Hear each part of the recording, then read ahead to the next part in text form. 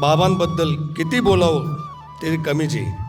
आणि बाबा जे काही श्रम घेत आहे जनतेसाठी, खूप जग कल्याणासाठी जो हा संकल्प होतो इथं या ठिकाणी, हा दुसऱ्यांदा मी या संकल्पाला आज या प्रार्थनेला बसलो.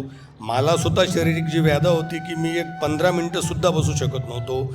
आणि माझे आता बाबा 6 महिने झाले वारले. 13 दिवस जर बसतो आपण मांडीवर, ते सुद्धा बसलं जात नव्हतं किंवा पाय कडकड चावत होते. ती माझी पूर्णपणे या दुसऱ्याच संकल्पामध्ये पूर्णपणे व्याधा गेल्या माझ्या.